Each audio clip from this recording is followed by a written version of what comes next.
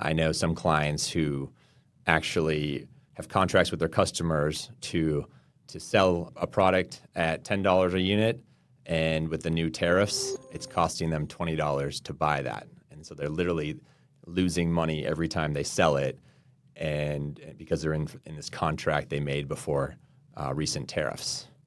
So that's crazy to deal with right now. Sort of unprecedented times. Right now, with tariffs being all over the place, during COVID, freight costs would go up, they'd go down. It's really hard to plan for those, and those were one way where your margins just eroded without even sometimes being aware of it. So that's where tracking the true landed costs of your materials that you buy is hugely important. And so you have a full understanding, not just of the product cost. That's usually the easiest thing that you're aware of, and you have a contract with your supplier. But then those hidden costs, those tariffs and the freight that are not always known well up front, that's where we typically see margin erosion. Another area where there's erosion of margin that is not always, it doesn't hit you in the face, you're not always aware of it, is when, as a business, you're not allocating the real true costs of fulfilling your orders to each channel. So most businesses these days, they sell different channels. You've got the DTC channel, we're selling direct. You've got a wholesale channel where you're selling maybe a lower product margin, but in higher quantities. And I think there's an infatuation that can be had with the DTC channel because you have a higher product margin.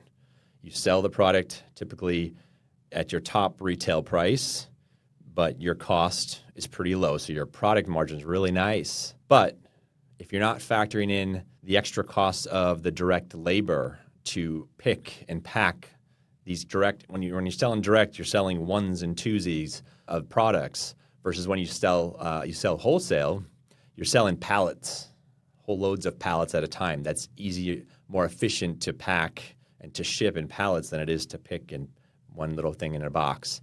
So if you're not allocating your direct labor by channel, you may think your direct channel is way more profitable than it truly is. It actually may make your wholesale channel look like it's not as profitable if you're not allocating it properly. You can also have much higher customer support costs. Now, this isn't impacting your gross margins. This is usually treated as an overhead cost, but that can go way up when you're selling direct and you're dealing with many more smaller customers directly, and they're contacting you saying, I don't like this, I don't like that, this is the wrong color, this is the wrong size. You have more customer support costs, and that's one of those hidden things that can kill your margins and that you may not be thinking about, especially if you're just looking at your gross margin and not the whole channel cost together. So really at the end, you don't need better vendors to give you better pricing.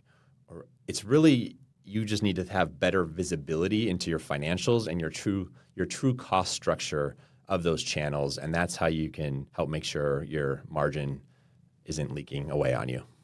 So how do you go and improve your financial visibility so you better understand your margins? Because you may be showing a nice healthy 50% or greater gross margin, but at the end of the day, your real profitability is much lower. So here are some accounting methodologies, some accounting mistakes I've seen, quite frankly, at some clients that end up masking the true margin.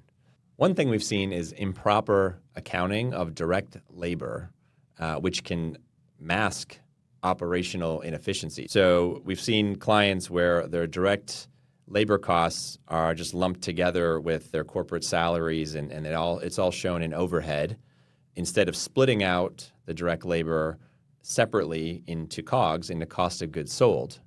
And if you don't split it out into COGS, then your gross margin looks much better than it is in reality. This can cause you to overlook manual processes that are happening in the warehouse if you're not separating out your direct labor costs. expandCFO.